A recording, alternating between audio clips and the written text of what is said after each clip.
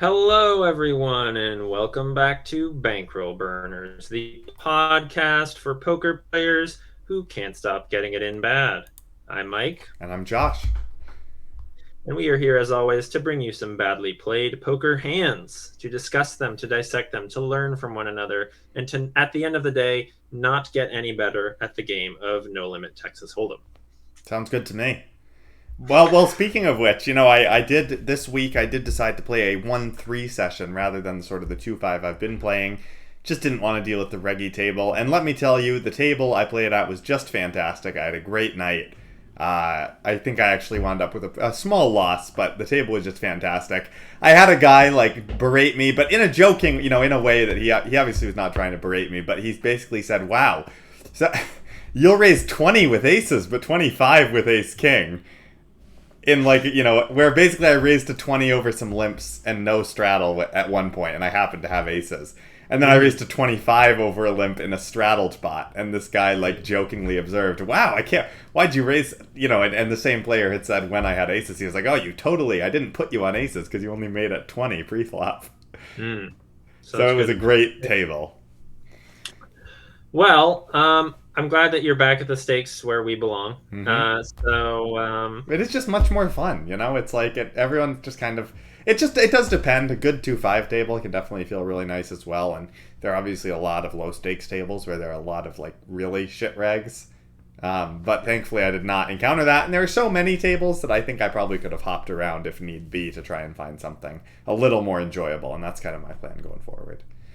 But to get right into it, Please do. Where are we starting? I guess we'll start. These are just two very strange hands. So in this particular hand, the straddle is going to be on. It was on sporadically. I kind of default to in these 1-3 games. So I will happily throw the straddle on if anyone else is straddling. I prefer not to be the only one doing it. But if even one other person is doing it, I'll happily throw it on because it often entices people to do it, keeps the guy who's doing it, and that just helps kind of build the action. Yeah, I mean, in my sense, I like to be deep, so I've sort of stopped auto straddling like I used to, but I tend to try to really encourage straddles in tables that are otherwise really poor. So Right. if it's a way to get the action going. But if the action's already good, it's who cares? So. Exactly. That's the other thing too. But also sometimes sometimes I also go the other way where if the action's really, really bad, I'm like, this table just doesn't deserve my straddle. Yeah. Fair enough. So in this particular hand, the straddle is on. There is one limp from the low jack, and I look down in the cutoff at ace king of diamonds. So of course I raise it up to 25. 1-3-6 low jack limp. You make it 25. What is the effective stack? Oh, here? It starts out right around 500, which is also the buy-in cap for the game. All right, sounds good. I should have said that. So, under 100 straddles deep. Mm-hmm. So I've got ace king of diamonds. Of course, I'm bumping it up. Make it 25. My standard open in a straddled pot is 20, so adding on 5 for the limper. And only the straddler calls. The low jack limper actually winds up folding. Nice. Like a nit. Yeah, I mean, it's interesting here. You think about, what is the range? This is not that uncommon of a spot where, there's a limper and then, just the big blind calls. Right. And they still got someone behind them. They typically, I mean, it definitely caps their range a lot. They will just never have anything strong here, so... Well, I mean, it is, to be fair, this is certainly a table where I could expect people to be flatting with all sorts of hands, both too weak and too strong. Then you would expect, could be flatting with some random suited bad gappers or jacks. Yeah, definitely. So, okay. That's about the range I put this guy on. No, that's fine. I mean, that's a range, as long as you put him on some range, so. Okay. So we're 55 in the pot, and what's the flop? And so the flop is going to come out ace of hearts, 8 of clubs, deuce of hearts. So pretty dry board aside from the flush draw. Ace 8 deuce with a couple hearts. And I've got ace king of diamonds, so no great heart. hand. Yeah, it is a good hand. And when my opponent checks to me, I decide to throw out a bet of 20. I think I probably could go a little bigger here, but I don't mind just kind of keeping it small on a board this disconnected. Yeah, I do think it's interesting. A lot of times on ace high boards, you are allowed to size up because you shouldn't be c betting them quite as often. Yeah. But on the flip side, when there is a flush draw, uh, you are supposed to not size up as much because your opponent can continue with some flush draws instead of continuing with some really junky hands. Like, and the theory behind this, as I understand, is an ace eight deuce rainbow, your opponent simply has to continue with really crappy hands because they have to continue with something. But Right. so you can size up a bit and kind of take advantage of that. But on a flush draw board, they have a million flush draws they can have here. Right, and especially live too, I would say, you can probably, a good live exploit in that case is to kind of over bluff on like these super dry boards, just because people won't find the defends. People are much more likely to defend when they have something like overcards, and they kind of recognize those as sort of live outs. But on a board like ace-8 deuce rainbow, opponents probably aren't going to defend, 9-10 or 10-9 with a backdoor, which is probably a good candidate, right? Where you have 3 to a flush, 3 to a straight, that you probably just have to call down in order to be, or not call down, but defend the flop so that you don't just get over bluffed out of the pot. So, yeah, certainly possible here. But anyway, here I decided to go 20. Just want to keep it small, kind of keep my range wide, keep the opponent's range wide, and he calls pretty quickly. Yeah, I think that's all fair. So now we're at around 100, and we've got like 450 behind, so piles behind. Yep. And here on the turn, it's going to come out a relative brick. It's the 10 of diamonds. Obviously, it is a high card. Could introduce some, additional straight draws, some two pairs if my opponent's playing a hand like ace-10. And at this point, my opponent decides to lead out for 25. What? Okay.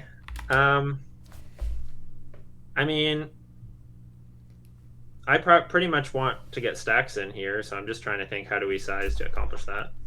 Right. I think I almost always have the best hand. I just don't think my opponent can be that strong. I don't really know, so I kind of think about making a small raise here just to, kind of keep all his hands in. Like, I don't want our opponent to be able to fold a hand like an ace. And that seems like the only hand that we're likely going to be able to get two more streets of value from. It's interesting, but why do you think that he'll call is your thinking that there's just literally no way that you would be able to get stacks in versus like a weaker ace? Possibly. We might just be too deep, pretty deep SPR, I'm not sure, if I make it like 125 and the river comes in a brick and I jam, am I going to be able to get called by an ace? Maybe. But also, I do, as we've kind of pointed out, he is pretty capped to having mostly pretty junky aces. Like, maybe he's got ace-jack and ace-queen here. He probably does have ace-jack and ace-queen here quite a bit. What would you do here with king-jack of hearts? I'd probably plan on, like, raising small and then, like, betting quite large on the river. So you're not going to try to apply max pressure here with your your bluffs? I don't know. I just don't think it's. I don't know. I guess we could like pot it for like 175. I guess we could. I guess I just expect people to be over folding here in this spot a fair amount. So I guess the question from like a balance standpoint, you're saying you maybe would take that big, like you would take a big sizing with a bluff. But you should therefore take a big sizing with your value, but you're going to deviate because of his tell with like his small donk. You're going to deviate with value and just make some small. Yeah. Well, okay. That seems it's not fine deviation to me. So what are you thinking? Just like 60? 50? So I can wind up going 75, which I think is about a third pot. Just kind of like keep it small, keep his range in. Tough for him to fold, any sort of hand here at this point. Okay. But I do see the point in raising large too. It's live poker. It is hard to get people to stack off with like one pair. I don't know. It depends. It depends on the player and on your image. But yeah, I didn't have that many reads on this player. He was playing pretty ABC at this point. He was playing kind of like live reggie, live player at this point. He was just like, I don't know. I hadn't seen anything out of line prior to this hand. Okay, I will say though, if you're gonna go something, I feel like 75 is big enough that he will fold off some weak aces. probably. So I feel like I might, if you're going to go with this exploit, I might even go a little smaller. It's interesting because I've kind of felt like, oh, this is like a third pot. It's like, easy to pay. Yeah. I guess in my head, they're thinking about it relative to their bet size. They might see as like, oh, it's 3x, like that's big or something. But I don't know. Yeah, maybe. So maybe it does make sense to go it. bigger even here and just like put max pressure on because some people do just hate to fold. It's true. And obviously, I would take a large sizing, but I don't know that that's correct. I personally would. I could see a merit for a small sizing. I feel like 75 is too in between somehow. But okay, what does he do? So he calls pretty quickly. So, dollar signs flashing in my eyes. Yay. And now we've got 250 in the middle. We still got quite a lot behind, like 380-ish. So, 1 point, pot and a half. Yeah. And the river rolls off a pretty big brick. It's the 3 of spades. So the final board, ace of hearts, 8 of clubs, deuce of hearts, 10 of diamonds, 3 of spades. The only thing it really changes is if our opponent, of course, has ace 3, or if he's gotten this far with a hand like 5-4 of hearts. The wheel does now come in. But obviously I'm definitely planning on betting this board, but I don't get to, as Villain now donks again for 125. Ooh, that's concerning. Which is about half pot, and this puts me in quite a spot, because obviously I was planning on betting for value. I didn't think too long about folding here, but is there any merit to jamming? No, I don't think so. I don't think you'll ever get called by a worse hand if you jam. Yeah, that's reasonable. Except... I'm thinking about folding, personally. This is like such a nutted line. Well, it's interesting. It's almost less nutted because he donked small on the turn and called my small raise rather than like checking and calling my chunky bet. You know what? Like, would he really want to lead out 25 with like a 2-pair plus hand on the turn? Right. Like, if he checked, right? Because it's interesting, right? Because there was like 100 in the pot or something on the turn. And if he checked to me, I might take, kind of a $75 or I probably would take a $75 or more sizing. But it's like, it's almost weaker for him to have bet so small himself and then called my raise that is much smaller in percentage of the pot versus calling my 75 to 150%, whatever I wound up betting on the turn. Yeah, I mean, I guess I could see bricked hearts kind of playing this way. Yeah, I mean, that's the other thing I was thinking is the flush draw misses. Like, maybe he's got 4-5, maybe he's got 2-pair, but I don't really know that. I am pretty high up in my range. Like, I also beat any, random ace-x donks, which is, certainly possible. Like, people do sometimes just play top pair in weird ways. I guess actually I was going to ask you, do you really think he ever, hasn't just an ace here? Because I kind of don't. Yeah, I don't know. For 125 on the river, I don't think he just has an ace. I feel like this is either a bricked flush draw, which was trying to sort of buy a cheap river on the turn, or some kind of nutted holding. I can definitely see that. I was sort of thinking too, I feel like a super strong hand probably raises the flop a lot, especially against a small sizing.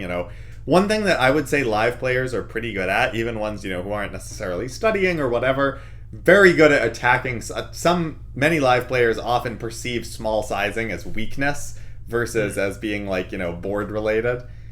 Sure. And just wind up raising a lot. So it's, what if he has pocket tens? Where he's obviously not going to check raise flop. And then, yeah, I mean, that's possible. If he has pocket tens or ace 10, then I will certainly be paying him off. But I don't know. I just think he has enough random crap. Maybe some ace X that just wants to buy showdown, or maybe he has ace queen and he thinks he's good.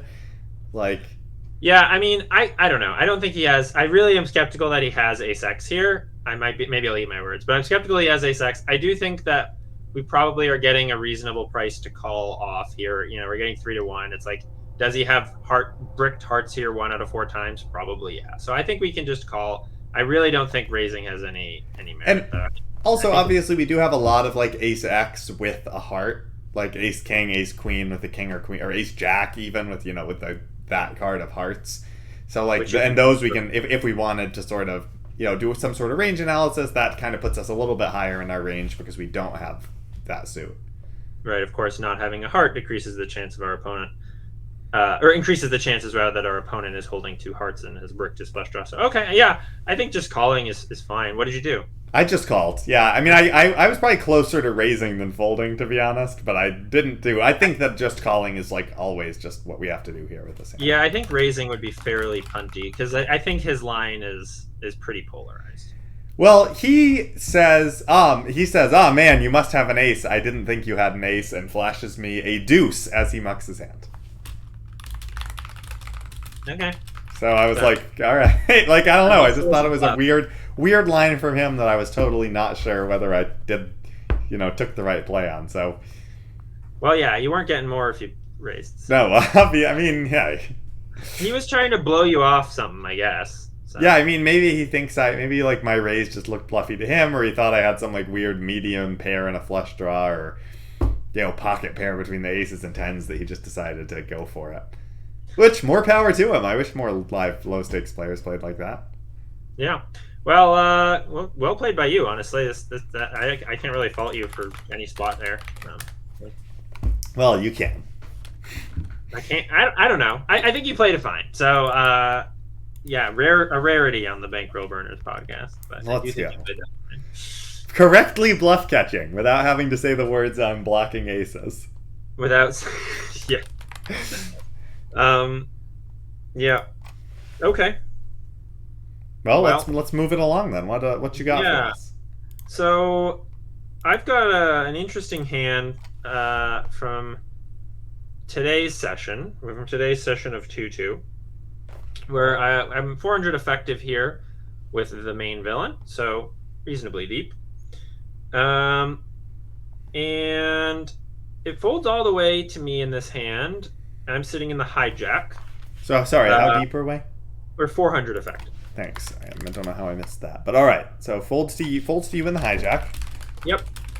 And we're sitting with Queen of Clubs, 10 of Spades, and we make it 10. Fairly standard here. We get called by the button and the big blind. Okay. Yep. I'm always happy to raise up some broadways from, and hijack's probably the limit, I would say. Yeah, I think raising Queen 10 offsuit from the low jack starts to be a little hairy. Yep. Maybe okay on occasion. But certainly in the hijack, it's, I think, a pure open. So yeah, pretty unfortunate that the button called. So now we're in the we're stuck in the middle. So let's hopefully we just drill this flop. Well, with the flop comes Queen of Spades, 10 of Clubs, Deuce of Spades. I thought we had the Queen of Spades and the 10 of Clubs. Nope, reverse. Queen of Clubs, 10 of Spades. Okay, we've got Queen of Clubs, 10 of Spades. Yep, and what's in the flop is Queen of Spades, 10 of Clubs, Deuce of Spades. Okay, so we flop top 2. Yep, we smash it. On quite a connected board. Yes. Okay. So big blind checks pretty quickly. And what do you like to do here? I'm probably betting. I think I'm probably betting 20. Probably going just because it is kind of one of these spots where you're probably not supposed to bet more than half pot, but like because the pot is so small, I like sizing. Betting 2/3 and betting half are $5 apart, so I'd probably just bet take the slightly larger sizing just to try and extract the most value. Obviously, there are a lot of hands we can get value from. We don't really mind if one person folds and we kind of clean up some equity. Especially if it's the button that folds, and we have a very strong hand, so I'm happy to sort of put money in here. Yeah, I think that's a good point. I did end up only betting 15 for kind of the reasons you outlined. You're just not supposed to go very large in theory in a multi-way pot, but I do think that I can, perhaps exploitably just bet 20 because my hand is good and no one's going to really notice much. Right, yeah. But I think betting 15 is fine. It's for the same reason that 20 isn't that much bigger, 15 isn't that much smaller either, so it's not going to have huge effects. Yeah. And we do get called by the button and the big blind folds. Well, that's still all right to get it to heads up. Yeah, I'm not super unhappy with the outcome. Okay, so we still got quite a hefty amount behind, $60 in the pot at this point. Out of position now, heads up, and what's the turn? The turn is a card I do not like. The turn is the 9 of Spades. Ugh. Yeah. So it completes the kind of completes the front door flush draw, and also completes sort of the most obvious straight draw of King Jack. Yeah. Okay. What do you like to do here? I'd probably check. Kind of being out of position and being also the pre-flop raiser. I think this card is a lot worse for our range. Being like the pre-flop raiser, the aggressor, and also just out of position. I think it's nice to just have like a lot of checks on this card. Mm-hmm. Obviously not planning on going anywhere. Right.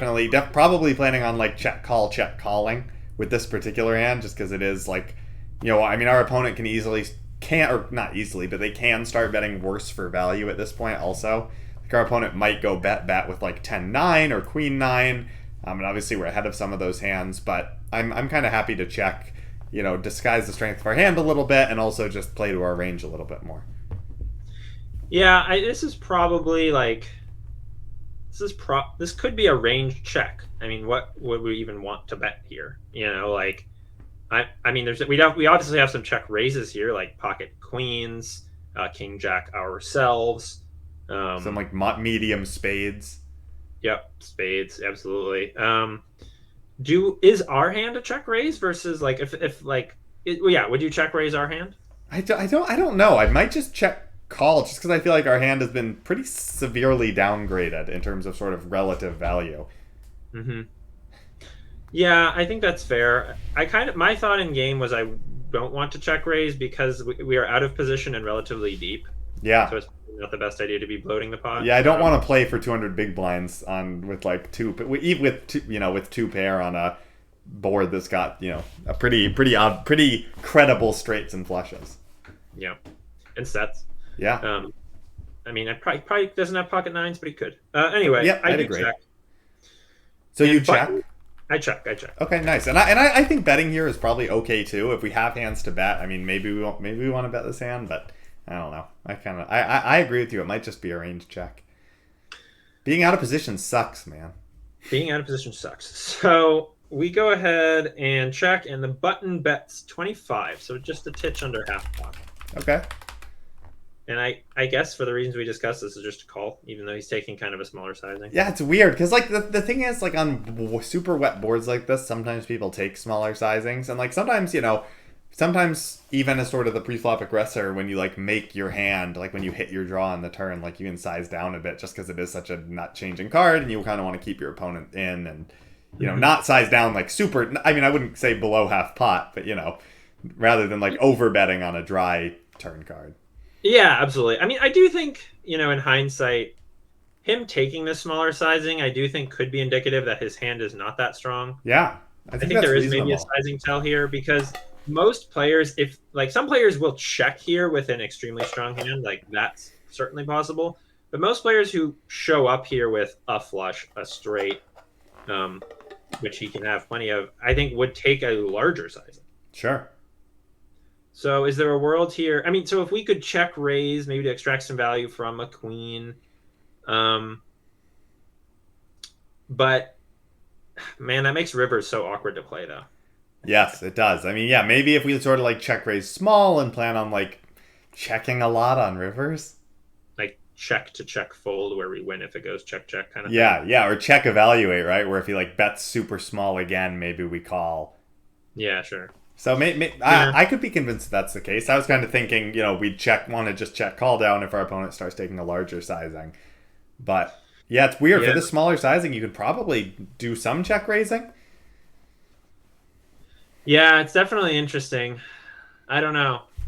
Part of me thinks that because against this sizing too, I may have a lot of check raise bluffs. So I do want to have like a good amount of value to do it with. I mean, I'm certainly doing it with sets. I think we can both agree that if I had tens, queens, right, 9, a check raise is probably in order here. Right. But do we want to go as low as top 2? I don't know. Right. I don't know how many bluffs we realistically have. Like, we don't have that many hands with the aces. But I guess we do have a bunch of hands with the ace of spades, which is certainly good bluffs. Nut flush blocker, great card to bluff, especially when our opponent kind of takes the small sizing and probably doesn't have that many flushes himself. maybe some like combo draws, like King X with the King of Spades or something like that. Sure.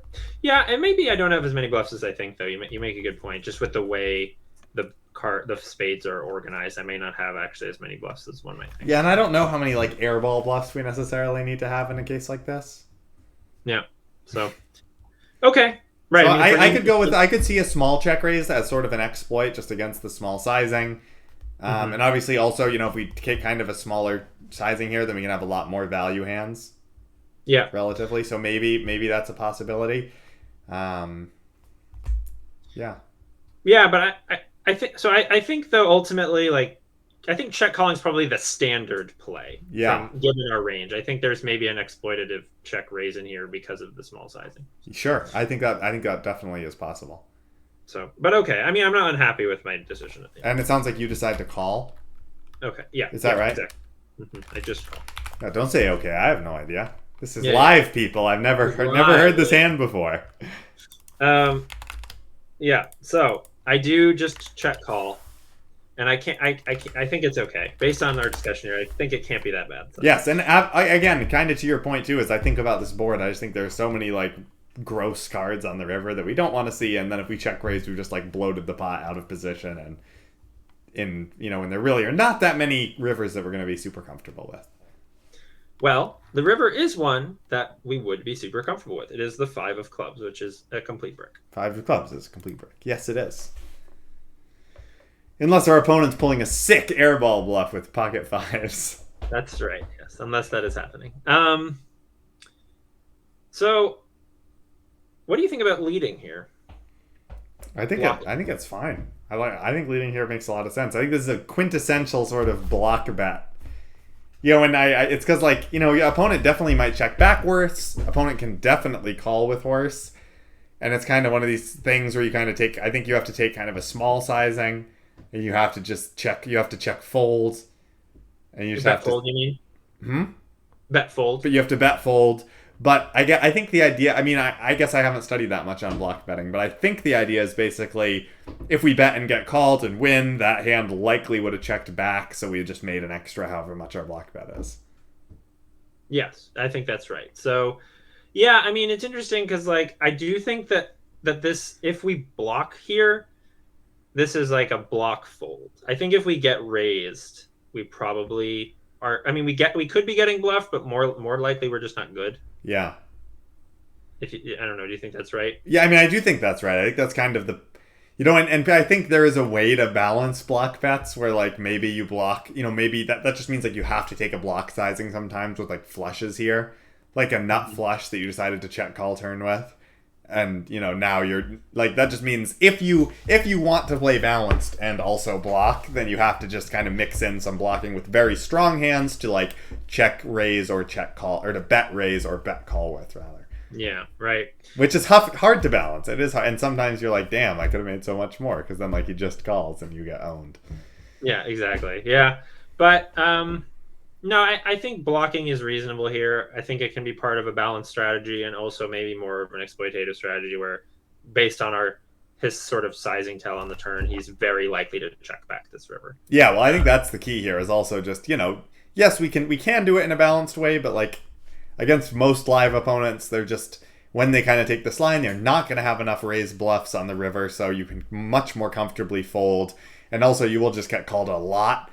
And, calling ranges can sometimes be inelastic on these wet boards, meaning, it doesn't matter how much you bet, you're going to get paid off anyway. So when you have a nut flush, a nutted kind of hand, you can take a larger size. Yeah. So we do decide to block here. With the intention of block folding, I make it 30. Nice. Yep. I think that sizing, I was going to say 35-ish, but I think even 30 a little smaller is perfect. And he goes into the tank for quite some time. And then does the thing where he sort of holds his cards over the muck and calls, and I flip it over and he drops them. So. Nice. Yeah. Well, great. I think he definitely would have checked back. Yeah. That kind of hand. So made yourself an extra $30. Yeah, possible could have made a little bit more with a turn check raise. Not sure. So. Yeah, it is weird because the turn. It's a weird. I don't know if it's a good spot to just start, blasting away. It's interesting. I don't really know. I do find that people fold to turn check raises a lot. It is a It's because, like, the conventional wisdom is like, oh, people who check raise the turn are just always so strong. Right. I had a guy explain at this table that I said was a very good table. He was like quietly explaining his strategy to his neighbor. He was like, yeah, if I have draws, I always raise on the flop. When I have strong hands, I always raise on the turn. Oh, that's really smart of him. Yeah, I was like, that is definitely unexploitable. I love. Was he like an older guy? Yeah, middle aged. Yeah, he's a coach. That's the player archetype. I was like, hell yeah, you tell him, boss. Yeah, that's awesome. So I don't know. I think I'm like more or less okay with how I played that hand, but I really wanted to bring it on here because I thought maybe I did miss value somewhere. Like, was I supposed to bet turn? Was I supposed to check raise turn? But it's tough to make like more value from worse hands. Like you did win a pot that was like 85 big blinds, with your like top two pair on a very wet board. Where the front door flush got there, the most common straight draw got there. The amount of hands that are going to be able to get three streets and what you're going to get three streets from are like, goes down. The volume of hands that you can do that to goes down on a board like this. So I think you kind of, and I struggle with that a lot. Sometimes I just take way too large sizings and just like, lose myself a lot of value because I try to get more and it just totally backfires because that's just kind of how it works on these stupid boards. Yeah. So I like the way you played it. All right. Well, now I've done two hands that we concluded were played okay. So this is an unacceptable episode of Bankroll Burners. Well, I mean, this is a great time then to remind everyone who's watching this video, you've just watched us or listened to us play two hands that we both agree are decent. So based on that, I think that you should probably like and subscribe. Exactly. You clearly are enjoying yourself, so it's the right thing to do. Yes, absolutely. And we look forward to it. It helps out the channel. We hope you've been listening. And by the way, if you are listening, please feel free to start writing up a comment of why our first two hands were in fact unacceptably played. That's the most likely thing, is that we actually played them wrong. So yeah, exactly. Great. Yes. Well. All right. So got another hand for us here? I do. And this is a pretty interesting one. We're going to be 425 effective in this hand with the main villain. There is no straddle on in this hand. The main villain in this hand is going to be on our left. He strikes me in our first couple hours of playing as like the quintessential live poker player. He is the one who told me that I had disguised my hand when I raised to only 20 with aces, but 25 to ace king. He was wearing like sports gear and like was totally just like definitely there for a good time, like playing plenty of hands pre-flop and then like, kind of retreating into more of a loose passive, into I guess I'll say passive shell post-flop. You know the type. You all know the type. If you play live poker, you have played with many of this player. Okay. So just some background because I think it does come into play. You're about to get owned is what it sounds like to me. Well, maybe I own him. Who knows? Right. And by the way, this is my favorite type of player to get owned by because I am confident that I can often get it back. Fair enough. So in this hand, it starts with the low jack opening to 15. The low jack has been fairly active, raising a fair amount, not doing a whole lot of limping. So when I look down at ace queen of clubs in the cutoff, I put in the 3-bet to 50. Nice. And I've got ace queen of clubs, and then the button, who is the main villain, cold calls. Nice. And it folds back around to the low jack, who also calls. So I guess a low jack also calls. Interesting. Okay, so I guess what's interesting here too it's a good opportunity to talk about a concept I was learning about this week, which is the idea of condensed ranges, where somebody's range, given a certain set of actions, is likely to contain a very small number of hands. And I think that cold calling a 3-bet is a great example of somebody with a condensed range. This player will pretty much only have ace-x, where the other card is a Broadway, or a suited Broadway, or like nines through jacks. That's pretty much what this player can have. And I don't know. You think that's fair? Yeah, I think that's almost always the case. I might add some like small suited ace-x in there sometimes, and occasionally suited connectors. I would say not often, but some players certainly like to see flops a bit more than others. But yes, yeah. I think almost always it's going to be some combo of Broadways, medium pocket pairs, and I might throw queens in there too. Hmm. Yeah, maybe it's more like eights through queens. Yeah, Yeah. yeah, and then some like suited broadways and other various suited combos. But I think it's mostly that. Yeah, so it's very, very condensed range. Like this player, so yeah, it's just something to keep in mind. And then low jack similarly uh, should have quite a condensed range as well. Probably not quite as much though. Yeah, I think low jack can be a bit wider with like suited hands that they opened, just because they are getting a fairly good price, even though they are out of position to both players. Yeah, I think it's low jack can probably do some more calling with like suited connector type hands. Mm-hmm. Yeah, But there it is worth noting low jack's range is pretty much always capped, where they can't really have the strongest hands because they would have 4-bet. yep, absolutely. Okay. So heading off to the flop, which is quite nice. It's Queen of Spades, 10 of Hearts, 8 of Spades. So Queen 10 8, we make top. There is a straight on the board, but I don't think in this sort of configuration anyone, myself included, should really have Jack 9. I think that's probably correct. Yeah, I think you can very heavily discount Jack 9. I mean, it could show up, but you probably have the best hand, like almost always. Yeah, unless the player who called, either of the players has flopped a set, but we do block top set. There's only one combo of queens left. So, maybe maybe they've got some sort of Queen 10 suited hand, but I agree. I think I have the best hand quite often. And for that reason, when the low jack checks, I decide to bet 75. Okay. That half pot here. Yeah. Yeah, I think that's probably fine. I do worry that because of the multi-way nature of it, taking such a large sizing, you may start to fold out some hands that you're hoping to get called by. Like, I think if you went a little smaller, you might get some calls from like ace 10, king 10 kinds of hands, or ace jack, which is a gutter, might call you as well. But now when you take kind of a 75 pot, I mean, like, yeah, it's half pot. But again, this is a live environment. People are going to look at that as a fairly large bet. I do think you'll start to fold out some of those hands you could be getting value from. Yeah, that's definitely possible. I maybe should go smaller. I was more I was just kind of thinking like, oh, this board is quite wet. Probably want to go on the larger side. If it were heads up, I'd probably want to play relatively polar, where I'm kind of betting a tighter range, but for larger sizing. So because of that, I kind of go on the high end for the multi-way environment. Mm-hmm. But it's possible I can just kind of go small, just because it should be easy to get stacks in, because it's a multi-way and a 3-bet pot. So maybe that just means I can just like bet 50 and keep their ranges in. Yeah, I mean, I think if you bet 50 here, you'll have no trouble getting stacks in by the river anyway. So. Yeah, so that's definitely a good point. As is, I bet 75 and only the button calls. Okay. Well, I think that, you could be in a dream spot here where he has something like king queen suited. Yes, I think it's interesting. It kind of could go either way, because obviously he's the button, he's in the middle, he might do some calling also with his nutted hands, so just something to consider. If he does have queens, 10s, 8s, he might do some calling here. Obviously it's a wet board, that's a little less likely, but just something to think and also because you made it larger, he may not feel the need to raise as much. Right. To prove that point, there is now about 300 in the pot and 300 behind. So, it is definitely going to be easy to get stacks in at this point, given there's a pot size bet behind.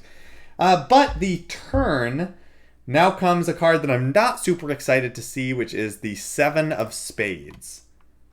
So the flush draw comes in. So the flush draw gets there. What flushes does he have here, though? Well, I think he has all sorts of ace-x of spades. King jack of spades. You were losing that. Oh, no, sorry, you were not. But, yeah, that's fair. Maybe jack 10 of spades. I mean, if we kind of think his range is sort of suited broadways, a lot of suited broadways, I just think that's like, there are a number of combos. Like, I don't have a spade myself, so any sort of ace-x of spades is there. I do think he has a ton of, on the flop, though, the other part of his range we weren't really discussing is that he probably has a lot of pair plus straight draws. Right. Yeah, I think so. Probably some queen jack, jack 10. Yeah. That's probably it, I would think. King. Yeah. Well, king jack is not a pair. It's just a straight draw, but yeah. Yeah. So queen jack, jack 10. 10-9 maybe. If you call, yep, depending. Yeah. Absolutely. Yeah, it's interesting. I guess I do think that his range at this point is this card is probably better for him than it is for you, but I think that he still has a ton of bad hands or worse hands than yours, I guess. Yes, so I guess the issue is like a hand like Jet. The issue for me that I was kind of thinking about was if he does have, I was absolutely thinking about some of those pair plus straight draw hands, but it's also like I don't think that those hands could like call a shove.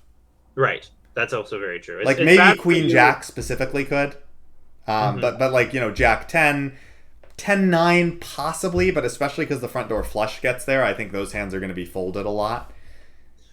Yeah, it's definitely going to be harder for you to get value from those hands. It's interesting to think of like, can you do like, what is it like bet like a third pot here, and then look to bet, the rest of it on the river, or something like that, or 125, do 125 here and then get the rest in on the river, something like that. So he's sort of forced to call down kind of wide. Yeah, I mean, I think if we're targeting a queen, we definitely can. But so I kind of decide that this might just be a good time to like range check, just kind of based on his, like how condensed his range should be. I think we'll kind of get a good sense of, his, like based on what he does. I think this is a great spot to like check evaluate, just because like a lot of his range here is either like paired up or like nutted. And I think that he's going to be checking back a lot of pairs. Like I kind of a live exploit. I mean, I don't know if it's an exploit. It's weird, right? Because he cold called a 3-bet, so we're probably in squarely in exploit land. And I was kind of thinking live players are just not going to be bluffing pairs enough. So when I check, like if he checks back, I can probably like jam safe rivers, like. Right, because there's nothing you're going to try to get value from right now that you like won't be able to get value from in the river. Like the only thing I can think of is like king queen with a spade if it will somehow fold river. Right, which is unlikely, I think. Yeah. So okay. I decided to check, but I don't really know. Like maybe I should just be like bet small because like the effective stacks are so small, and I should just like suck it up. But it's just like such a weird, like such kind of like weird board where there just are like, it's I feel like it's going to be tough to get 3 full streets of value. But I don't know. I mean, so what would you do here if you had a flush yourself? Right. Well, I mean, I think I could probably check. I think I can check flushes here just with like a, 1-to-1 SPR. And either like check jam if he bets small or check call if he jams, or just again plan on sort of jamming river. And then if you also had like some kind of ace X with like the ace of spades, but like, would you also just check with plans of like maybe making a move on the river if he checks back, something like that? Yeah, and I do think it is kind of. I mean, I think it is kind of a little whack just because the SPR is so low. Like it, obviously we like ace. I think ace X, like the ace of spades, is sort of the hand that like suffers the most from checking range, because like if he jams, we can't really call. Absolutely, yeah, right. Which sucks. But if he jams, I would expect that we're like super far, like that we're drawing slim anyway. I mean, if you have a flush here, there's not a lot of hands to get value from on the turn that you can't get on the river, so it makes sense to check your nutted hands here. Right. And therefore, it probably makes sense to check your junk. So yes, but this is obviously this is neither junk nor nutted. That's where the out of position turn strategy is really weird. It's like, am I supposed to bet? Right. Like, but then it's like weird, like SPR is so low. It's like, can we bet? I mean, I guess we'd have to bet fold if we did bet. Oh, if you go 125 here and he rips it on you, you're not good. I would say. So I really don't know. This is kind of a spot where I was like, well, I'm not really sure what I should be doing here. Yeah. And my thought, by the way, my in-game thought as I check turn is basically, if he jams, like I might have to fold, because like I just don't see him turning like a pair into a bluff all that often. And then like what bluffs does he have left? Right. Like we'd basically be calling for a chop. Yeah, I think I like your check here. I think I do like the idea of range checking. But I would check call a small bet. and then like expect him to give up on rivers a lot with bluffs. Yeah, I think you can do that. So I check, and he bets 100. And I will say, obviously, this is a small bet. I will say my live read on him was that he was this was a like kind of absolute bet sizing thing where like in his mind he was not like I'm gonna bet a third of the pot. He was like I am gonna slam this stack of reds on the table. Like yeah. You know, he definitely, like I would say from my point of view, he was like this was not a small bet that he intentionally made. Yeah. This was like $100. Yeah, I mean, is he bluffing here 1 out of 4 times? 1 out of 5 times. Sorry, yes. Is he bluffing here 1 out of 5 times? Rather, 1 out of 5 times, is this a bluff where he will give up on the river? Because that's what because you will fold to a river shove, I assume. I think I have to, and I kind of think that like the kind of my thought process is if he's bluffing, his bluffs are probably kind of the hands that you've outlined, like Jack 10, 10, 9, and those hands are just, or like maybe like he's going wild with like pocket jacks or pocket nines. And I just see those hands checking back a lot on the river, being like, well, I beat like ace king. Yeah. Okay. I mean, I think I'm fine with the call. I don't love it. I kind of hate it. Like, I feel like... But I just don't think I'm allowed to fold to this turn sizing. Yeah, it sucks. I think that we are going to lose here at least 80% of the time. So, okay. Which, you know, that's what we got to lose. So you call. Right. Yep. So now there's 500 in the pot. There's 200 behind. The river now comes the 6 of diamonds, which is not exactly a brick. I mean, now there's a one-liner out there to a 9. So the final board, Queen of Spades, 10 of Hearts, 8 of Spades, 7 of Spades, 6 of Diamonds. So any 9 makes a straight. There are 3 spades on the board. We have got Ace Queen suited, Ace Queen of Clubs. And when we check, Villain goes ahead and rips it in for around 200. I mean, how can we be good? And I just kind of think we have I feel like we do have enough better hands to call with. Where like even if I have Ace Queen with the Ace of Spades, I think we can just check call. You know, I think we have like enough flushes ourselves that we might check call turn like with some nut flushes. You know, maybe we've got, I don't know if we've got any like 9x here. Probably not. I don't know. Maybe pocket 9s with a spade. Ace maybe 9 something. Yeah, I don't know. Maybe we 3-bet, so I guess pocket 9s with a spade is probably going to be about it. Yeah. But I mean, pocket 9s with a spade, I think is definitely a call here. Yeah. Queen with a spade is probably a better call than Ace Queen of Clubs. Yeah, because he's never doing this with Ace Queen himself. So, right. Okay, I mean... But I don't know. Yeah. We're also getting a great price. Like, maybe, am I just supposed to call and say, like, well, can I win here 20% of the time? I don't think so. I actually think you can overfold this spot, to be honest with you. Like, I think you can even, like... This is just such an underbluffed line from a live player, I would say.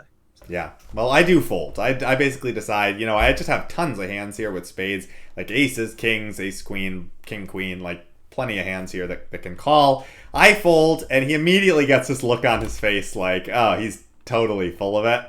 So I tell him to show the bluff, and he does flip over King 10 offsuit with a spade. Wow. You got owned. Yeah, I did. I got absolutely owned.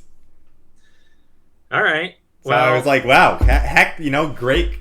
Tons of credit to him. He made a sick bluff with, like, turned his 10 and 1 spade into a bluff. Yeah. Geometrically, almost. Yeah, with geometric sizing. Look at you. Yeah, that's crazy. I mean...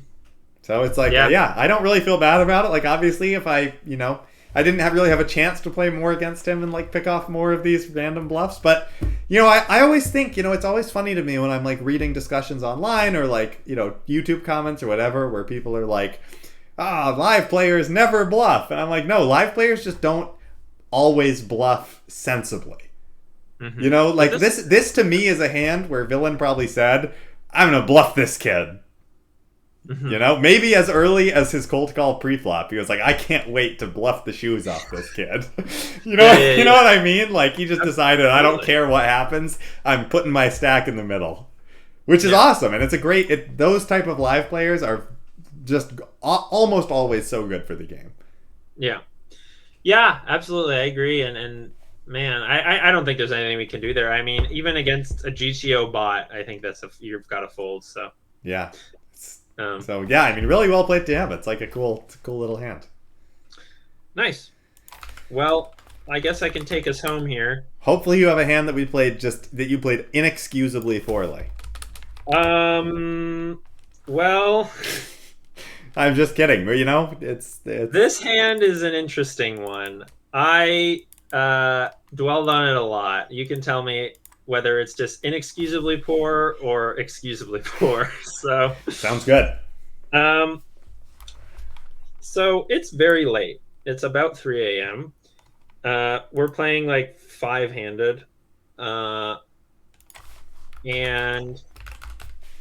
again, and we're 450 effective.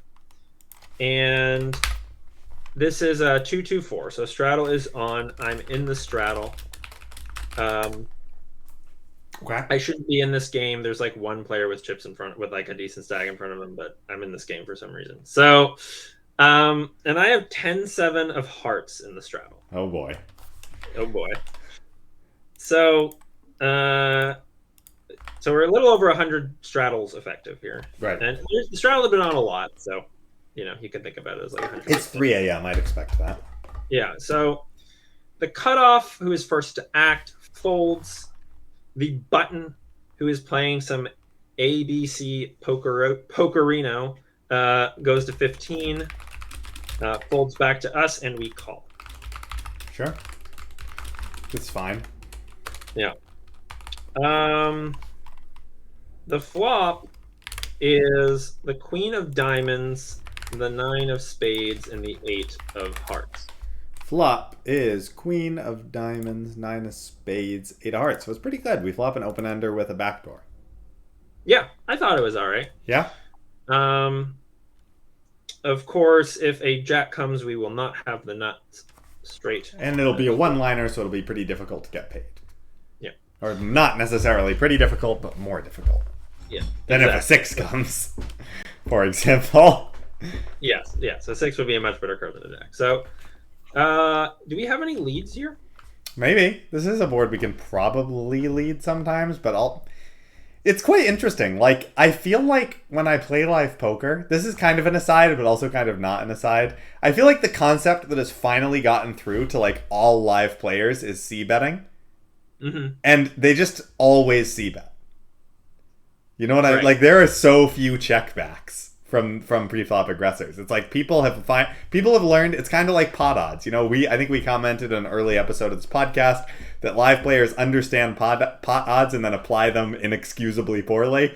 Like, Yeah. people understand c-bets and then like just c-bet 1/3 on like jack 10-9. Interesting. So your argument would be like, well, if we would lead here, let's just check raise. But yeah, but I don't mind. But with that said, I think you can also lead, and maybe there still are ways to lead, and it's probably player dependent. But that's just something I've noticed is that a lot of players know how to c-bet and apply it quite liberally. I think that's fair. Because like this is a board where the pre-flop raiser probably has quite a few checkbacks. Mm-hmm. Absolutely should, I would think. Yeah, right.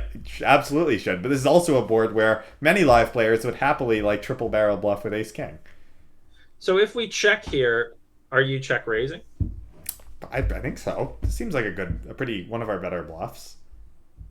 Okay. I think that's fair.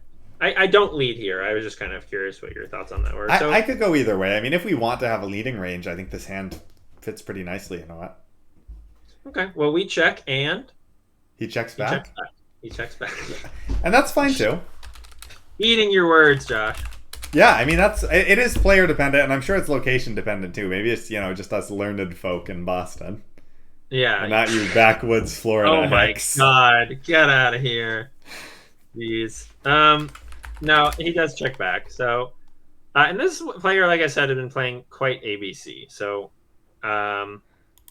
okay, and that's true too. It's there are definitely players who just like bet when they hit. Yeah. So the turn rolls off the 9 of clubs. Okay.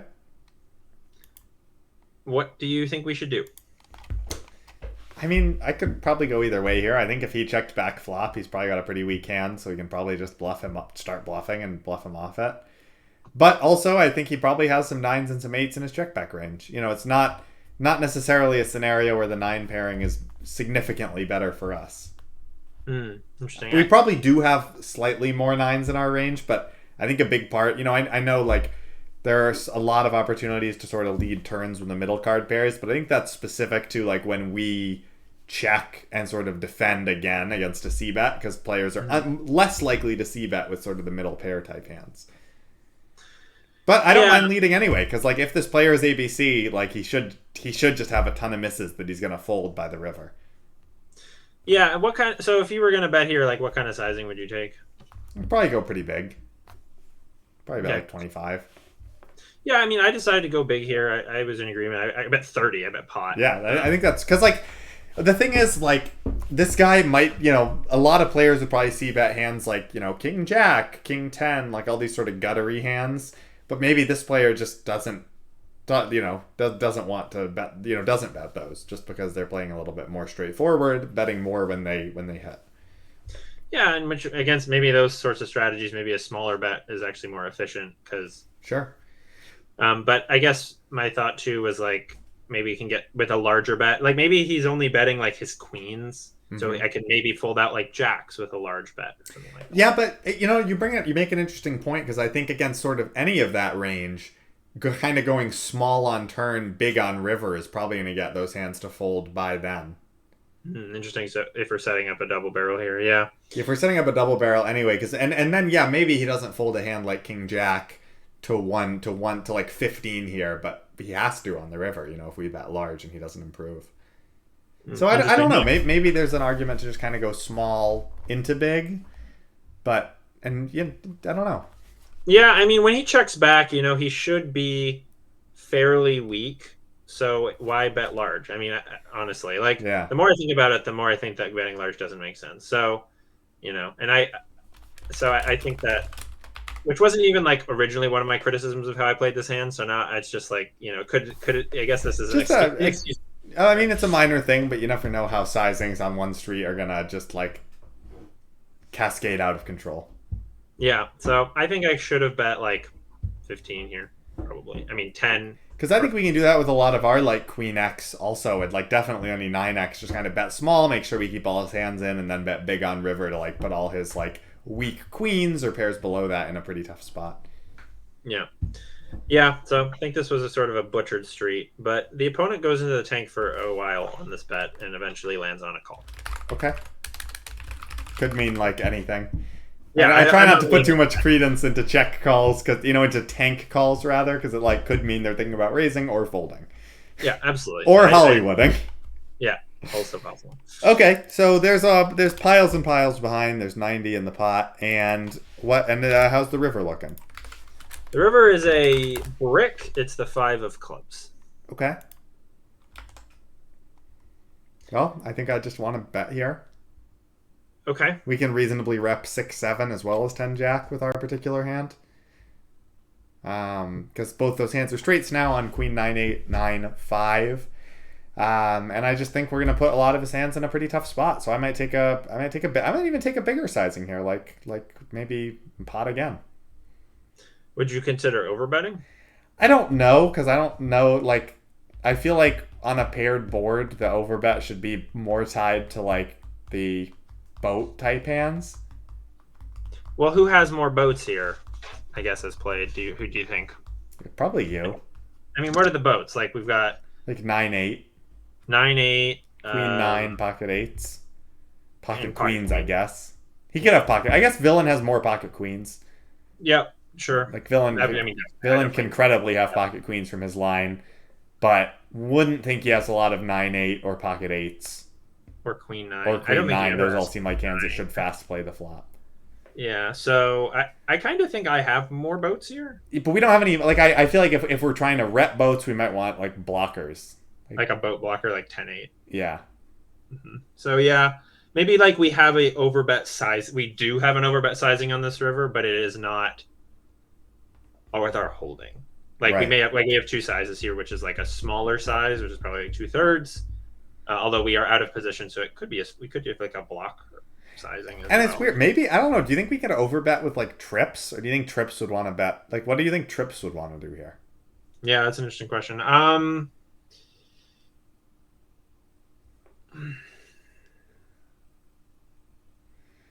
Probably don't want to over. Well, Because like it's interesting, right? Because straights, it seems like from what I just said, maybe straights want to take this sort of 75% to 100% pot.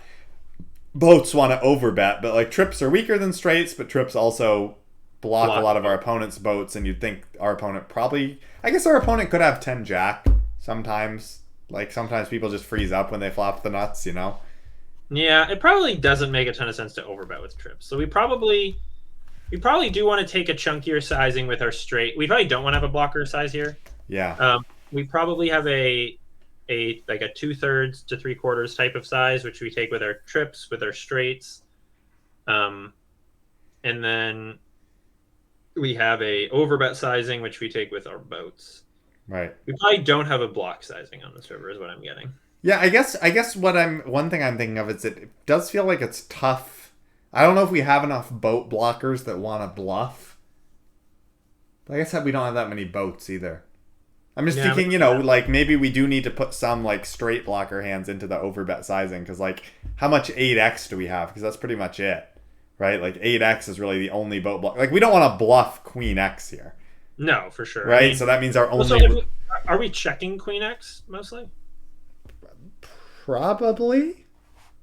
That's probably fine. Well, maybe we can block with queens, especially live. Yeah, I mean, it might be like you're supposed to check queens, but like maybe we can exploitatively make it small value both. In the spirit of going thin. Yeah.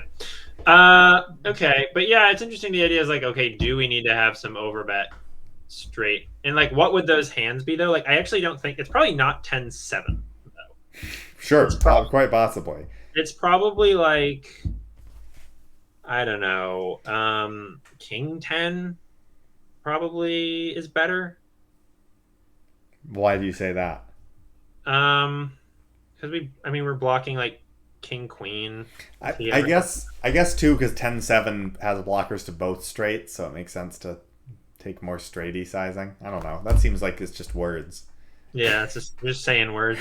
I don't really know. I mean, and maybe we can just overbet straights too. Like maybe we can just kind of say he doesn't have that many boats here. Like the way he's played it, he really should only have queens full and nothing else. So maybe that means we can just simplify and overbet both.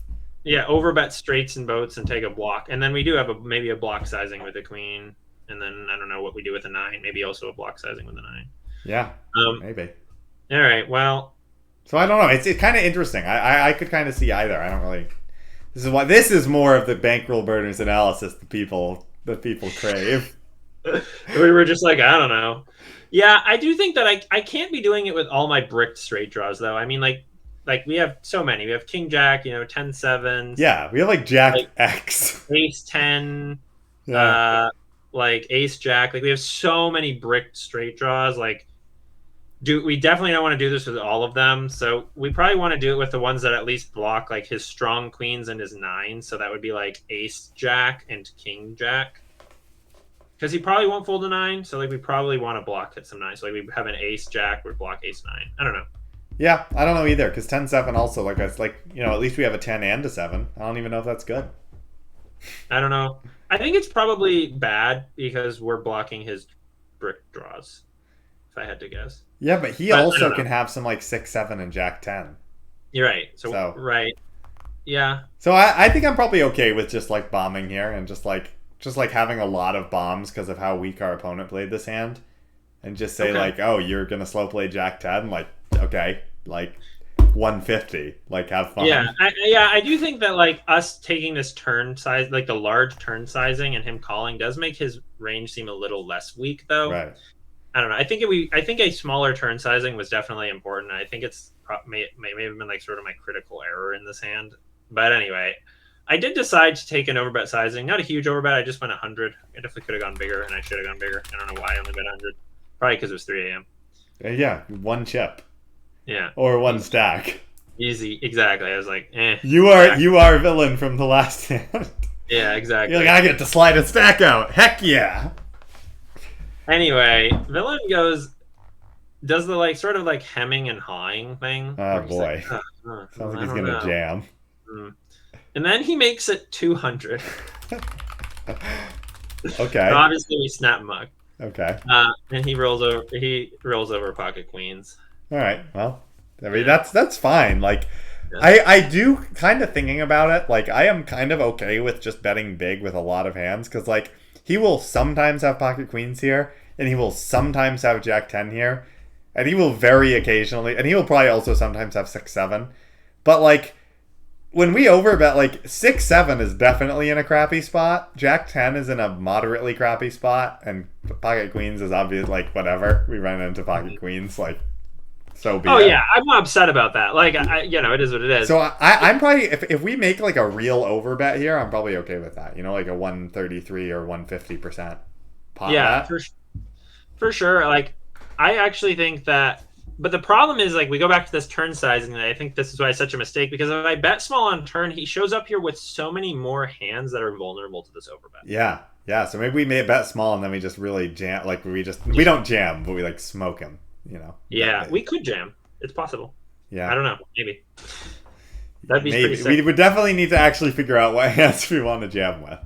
Yeah. Yeah, it's interesting, right? It's almost like it's like overbets and like 3-bet and 4-bet pots. Dear listeners, and also dear Mike, you can have the EV of playing these pots is just so important because the pots are so big. Like in pots where you jam, you just need to, like this is I think I was listening to the Upswing podcast and I was like, wow, that's such a good point. And then like I don't know, I've probably still been spewing in those spots, but at least I've been thinking about it. Like, you know, if you make a small mistake in like a single raise pot and like, you know, there's 2 streets of value instead of 1, you don't lose that much EV. But if you like make a big mistake in like, you know, jamming instead of betting like pot, that's like a lot of expected value lost by doing that. Or like in a 3-bet pot where you're more likely to play for stacks, knowing when to bet 10% pot versus like 40% pot is like going to be the difference between like losing your stack or losing a small amount. Right. Yeah, absolutely. No, these are really good points. And yeah, I think it is important to think about like how we are structuring our overbet range. Like, do we really want to, use 10-7 or would we rather use, something else? But right. So that's just something that we'd need to know, I think, if we decided to jam here is like, yes, this is my overbet. This is my jam, and I'm actually jamming the right combo of bluffs and value to make this make sense. And it probably isn't 10-7 event. Right. Or deviating appropriately from GTO to capitalize on my opponent. But yeah, but obviously we got wrecked. And that's pretty par for the course here at Bankroll Burners. So I think that'll about do it. Yeah. Thanks for sticking with us, everyone. And we'll see you next week. See you next week.